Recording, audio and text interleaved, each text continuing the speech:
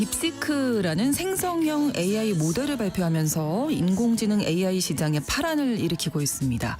지금껏 미국이 동무되었던 AI 시장에서 처음으로 의미 있는 도전장을 내민 게 하필 중국인 건데요. 오늘 글로벌 경제 이 내용 살펴보겠습니다. 3프로TV 언더스탠딩 김상훈 기자와 함께합니다. 어서 오세요. 네, 안녕하세요. 네, 지난 설 연휴 기간 동안에 딥시크가 많이 시끄러웠죠. 화제였습니다. 네. 그렇게 대단한 겁니까, 딥시크? 먼저 AI 산업의 구도를 먼저 말씀을 드리자면 네. 사실 거대 언어 모델이라고 불리는 생성형 인공지능 이 AI가 우리 앞에 등장한 게 대략 3년쯤 됩니다. 네. 챗 GPT 3.5가 일반인에게 공개된 게 2022년 3월이었으니까요. 그때는 2016년에 구글 AI인 알파고가 우리나라 이세도 9단을 바둑으로 이겼던 것보다 훨씬 더 충격이 컸는데 그렇죠. 네, 왜냐하면 인간의 언어를 이해한 AI가 등장을 했으니까 그런 건데 근데 이걸 돌이켜보면 이 대단하다고 하는 AI는 사실 미국의 동무대였던 겁니다. 그렇죠. 뭐 구글 딥마인드도 그렇고 챗 GPT를 개발한 오픈 AI도 미국 기업이죠. 그리고 그 뒤를 잇는다는 제미나이도 구글, 그다음에 라마 같은 그 생성형 AI도 메타 같은 미국의 빅테크가 개발을 했으니까요. 그래서 이 AI 모델을 돌리는데 필요한 고성능 칩인 GPU 같은 경우에도 엔비디아가 만드는데 이것도 미국 기업이기도 합니다. 그래서 미국의 독주가 계속될 것이라는데 사실 의문을 품었던 사람이 없었다고 해도 과언이 아닌데 왜냐하면 개발에 어마어마한 돈이 들어가고 또 전문 인력이 필요한데 그 돈과 인력을 가진 기업은 사실 지구상에 미국의 빅테크밖에 없었기 때문에 그런 겁니다. 사실 도널드 트럼프 대통령이 취임 일성으로 추진하겠다고 하는 AI 인프라 프로젝트 스타게이트라는 이름의 이 프로젝트에 드는 돈만 5천억 달러 우리나라 돈으로 700조 원이 넘거든요. 어마어마해요. 사실 손정희 회장이 이끄는 일본의 소프트뱅크라고 하는 그 투자업체가 일본에 투자를 하는 게 아니라 이 스타게이트에 최대 36조 원의 투자를 하겠다라고 검토하는 것도 사실 이런 게 이유라고 볼 수가 있습니다. 그래서 트럼프 대통령 이제 취임하면서 AI 투자 관련해서 뭐 축제 분위기였거든요. 그렇죠. 근데 이번에 어떻게 보면 중국의 딥시크가 좀 재를 뿌렸다. 뭐 이렇게도 좀 볼 수 있겠고요. 그렇죠. 미국이 독주를 한다. 이런 와중에 딥시크가 해상처럼 등장을 한 건데 지난해 12월에 V3 모델이라고 하는 걸 발표를 했어요. 그때는 사실 그렇게 큰 반향을 불러오지는 못했습니다만 트럼프 대통령 취임 일자에 맞춰서 V3를 미세 조정한 R1이라고 하는 논리추론 AI 모델을 공개를 했는데 사실 미국의 야성에 처음으로 의미 있는 도전장을 내민 국가가 나오게 된 겁니다. 근데 또 봤더니 챗 GPT보다 더 뛰어난 측면도 있고 심지어는 돈이 훨씬 적게 들더라라고 이렇게 딥시크에서 주장을 하고 있거든요. 그래서 미국에서 난리가 난 건데 그래서 일각에서는 이렇게도 표현을 합니다. AI 시대의 스푸트니크 순간이다. 이게 무슨 얘기냐고 하면 역사적으로 유일하게 미국과 기술 패권 경쟁을 벌였던 나라가 사실 소련이었습니다. 소련이죠. 그런 소련이 1957년에 인류 최초로 인공위성을 발사를 하는데 그 인공위성 이름이 스푸트니크였죠. 그래서 당시에 미국이 엄청난 충격에 휩싸였었고 이걸 스푸트니크 쇼크라고 부르는데 그 충격에 딥시크를 빗댄 거예요. 실제로 주식시장에서는 엔비디아나 구글, 마이크로소프트 같은 빅테크의 주가가 급락을 했거든요.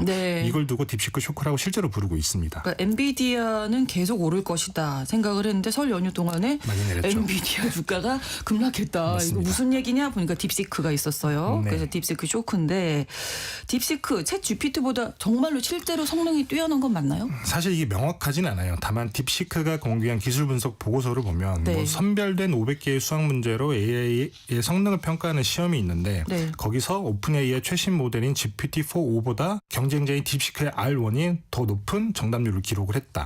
그리고 미국 수학경시대회 테스트에서도 딥시크가 조금 더 정답 확률이 높았고 그다음에 컴퓨터 프로그램을 만드는 코딩 능력을 평가하는 시험도 있거든요. 거기서도 딥시크의 정확도가 오픈 AI의 5원을 앞질렀습니다. 물론 딥시크의 주장대로라고 하면 대체로 성능은 비슷한데 수학이나 코딩 능력은 오히려 딥시크가 낫다라는 게 이제 언론으로 많이 보도된 내용이죠. 이 때문에 전 세계에서 사실 그 설 연휴 기간에 딥시크 다운 열풍이 불었는데요. 접속이 폭주해서 딥시크 서버에 장애가 생길 정도였어요.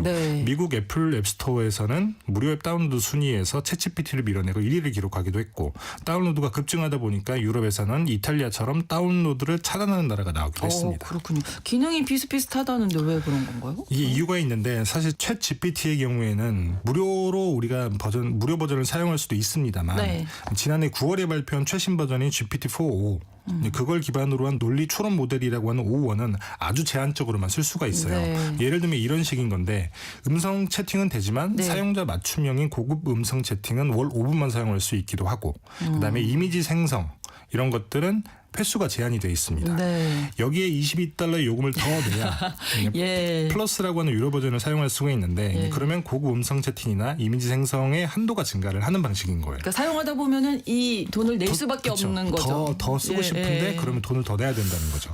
그리고 뭐 챗GPT를 통해 뭐 웹 기반으로 조금 더 정확하게 내용을 찾을 수 있는 추가 기능도 있고 그다음에 뭐 사람들이 만든 그 AI 앱을 쓸 수 있는 GPT 스토어를 이용할 수도 있는 추가 기능 뭐 이런 게 있기는 한데 그리고 GPT-4o나 O1을 완벽하고 무제한으로 사용을 하려고 하면 월 $200를 내야 돼요. 그렇군요. 그래서 무료는 제한적으로 사용할 수 있긴 하지만 이걸 믿기 삼아서 풍부하고 그리고 완벽하게 활용을 하려면 돈을 내고 구독을 하도록 하는 게 사실 오픈 AI 전략인 겁니다. 그렇죠. 근데 반면에 딥시크는 다 무료예요. 오. 사실 이게 미국 AI 업계가 깜짝 놀라기도 하고 그다음에 예. 히스테리하게 반응한 가장 큰 이유인 건데 압도적인 기술력을 무료 버전으로 보여주고 그걸 네. 믿기 삼아서 제한 없이 쓸 수 있는 유료 버전을 팔아서 돈을 번다. 네. 그리고 그걸 바탕으로 다시 또 새 버전을 개발하는 데 드는 막대한 비용을 충당을 한다. 그렇죠. 그렇죠. 이게 네. 오픈 AI를 비롯한 미국 빅테크의 사실 비즈니스 모델이거든요. 네. 근데 성능은 비슷한 딥시크가 무료로 배포가 된다. 이거는 그러면 충격이죠. 사람들이 무료 버전을 당연히 많이 쓰겠죠. 가겠죠. 네. 그러면 미국 AI 기업의 비즈니스 모델이 송두리째 무너지게 되는 겁니다. 자, 그러면 딥시크는 어떻게 이런 걸 다 무료로 이렇게 서비스를 할 수 있는, 배포할 수 있는 건지. 이게 조금 일방적인 주장이긴 한데 네. 딥시크에 쉽게 얘기를 하자면 우리는 쓴 돈이 적어서 무료로 배포할 수 있다 이런 거예요. 그래서 이번 딥시크 발표에서 가장 주목을 끈 게 개발 비용인데 네.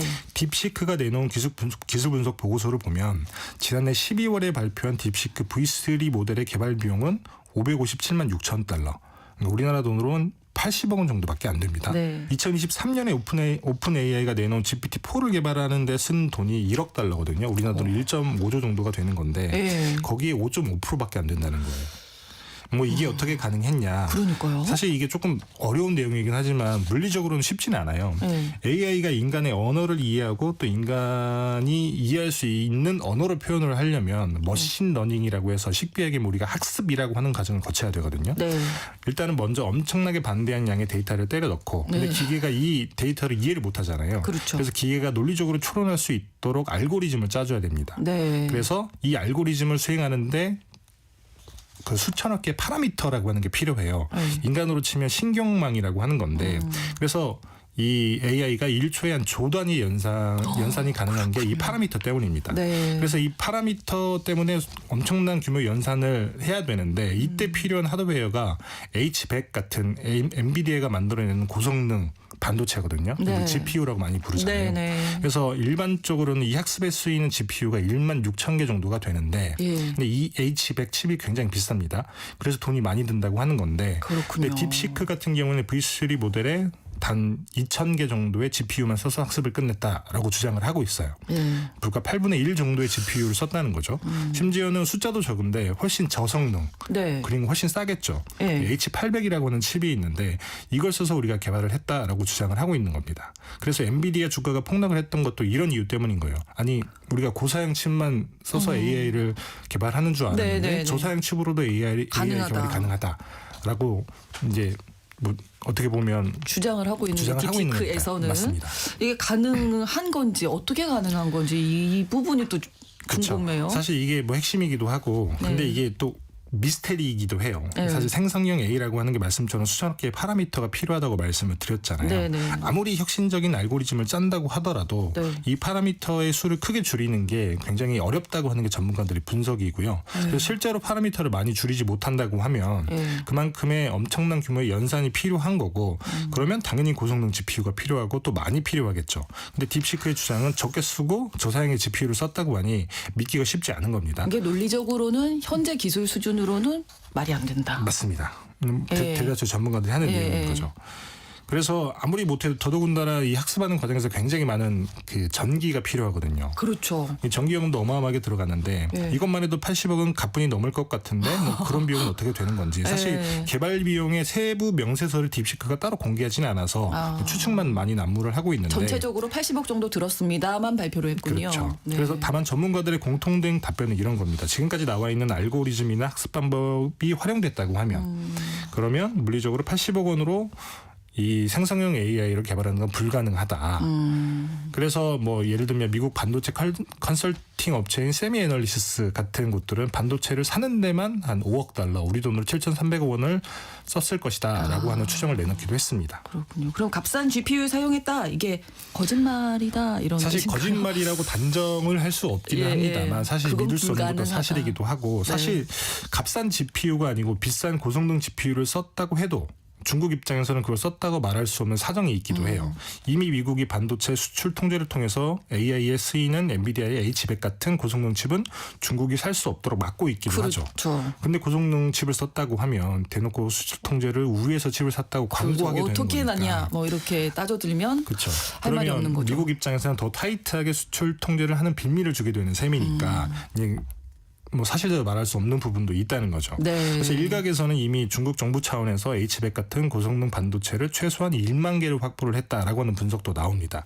미국 정부가 맡고 있으니까 공식 루트로 산 건 아니고 네. 우회 통로를 통해서 확보한 것으로 보이는데요. 1만 개가 아니라 5만 개라고 하는 추정도 있습니다. 그래서 만약에 중국 정부가 이 고성능 GPU를 딥시크에 지원을 했다. 라고 가정을 하면 딥시크 입장에서는 개발 비용의 상당 부분을 절감할 수 있었겠죠. 그러네요. 그리고 전기를 보조금으로 활용을 하는 중국 정부의 산업 정책을 감안하면 막대한 네. 규모의 전기요금도 개발 비용의 명세서에 포함이 안 됐을 가능성도 높고요. 네. 딥시크는 그런데 왜 이렇게 굳이 손해보는 전략을 그렇죠. 취했을지. 저희처럼 이것도 자본주의 이해가 세상에 안 사는 가는 거잖아요. 지금. 이해가 안 가는 거잖아요. 이익이 남지 않을 텐데 이렇게 맞습니다. 생각하기 때문에. 근데 사회주의 국가와의 패권 경쟁이라고 하는 측면에서 보면 또 사실 쉽게 이해가 되는 부분도 있는데 이게 무슨 얘기냐고 하면 미국이 AI 산업을 독주하는데 여러 이유가 있는데 엄청난 자본, 그다음에 풍부한 인력, 그다음에 값싼 에너지 요금, 그렇죠. 그리고 미국 빅테크가 경쟁자를 배제하는 전략도 있습니다. 엄청난 돈을 들여서 생성형 AI를 개발한 뒤에 무료 버전을 믿기자마자 유료 버전을 판다고 말씀을 드렸잖아요. 네. 이것까지는 오케이인데 여기 하나가 더해지는데 오픈 소스 전략이라고 하는 거예요. 조금 철이 지난 AI 모델의 소스 코드를 다 공개해버린 겁니다. 그러면 후발주자가 따라잡기가 매우 어려워요. 왜냐하면 조금 더 떨어진 성능의 AI를 개발한다고 하더라도 이거 돈 받고 팔 수가 없으니까. 그렇죠. 의미가 없죠. 뭐. 맞습니다. 네. 근데 중국 같은 경우에는 사회주의 국가이기 때문에 이런 전략이 먹히질 않아요. 중국도 뭐 기업은 돈이 없지만 네. 국가의 자본이 넘쳐나기도 하고 그다음에 정책적으로 유수한 고급 엔지니어 수도 엄청나게 많이 있죠. 네. 에너지 요금 미국보다 더 쌉니다. 네. 그래서 뭐 국가가 몰아줘서 비슷한 성능의 AI를 무료로 개발해서 무료로 푼다. 그러면 미국 빅테크 입장에서 돈 벌 방법이 없습니다. 그러면 비싼 돈을 들여서 개발 이유가 사라지겠죠. 그렇죠. 이게 바로 뭐 어떻게 보면 자본주의 원리 같은 건데, 근데 시간이 지나면 자연스레 중국이 AI 산업에 패권을 질 수밖에 없는 거예요. 사실 이건 저희가 자주 보는 중국의 덤핑 전략이랑도 굉장히 비슷한 건데 맞습니다. 그랬는데 이제 기술 산업에서도 우리는 국가가 몰아줘서 싸게 만들고 그 싸게 만든 걸 무료로 풀고 혹은 값싸게 풀면 경쟁자들을 다 이렇게 배제할 수 있다. 그런 전략이라고 볼 수도 있다는 거죠. 그렇군요. 미국 입장에서는 뭐 큰일 났는데. 맞습니다. 이미 트럼프 행정부에서는 딥시크가 오픈 AI 기술을 훔쳤다. 상당한 증거가 있다라고 하는 발언을 이미 내놨고요. 네. 고사양뿐만 아니라 뭐 저사양 GPU까지 수출 통제 범위를 넓혀야 한다라고 하는 목소리가 미국 내부에서 많이 나오고 있습니다.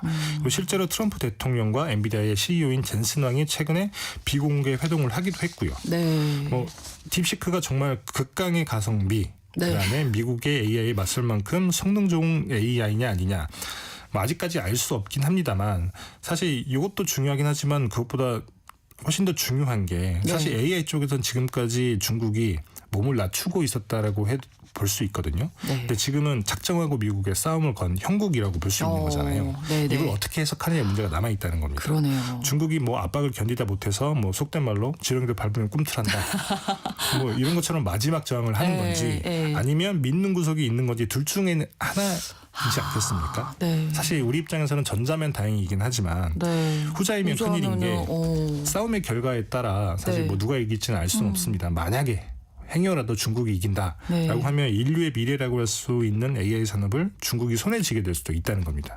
그러면 뭐 많은 분들이 걱정을 하시겠지만 뭐 개인정보 유출 문제도 있을 수 있는데 그러면 많은 이제 저희 같은 서방 지정에 있는 국가들은 힘들 수 있는 상황이 펼쳐질 수도 있다는 거죠. 예, 딥스크의 출현이 과연 어떻게 진행이 될지 좀 지켜봐야 되겠습니다. 맞습니다. 글로벌 경제 오늘 3프로 TV 언더스탠딩 김상훈 기자와 함께했습니다. 고맙습니다. 네, 감사합니다.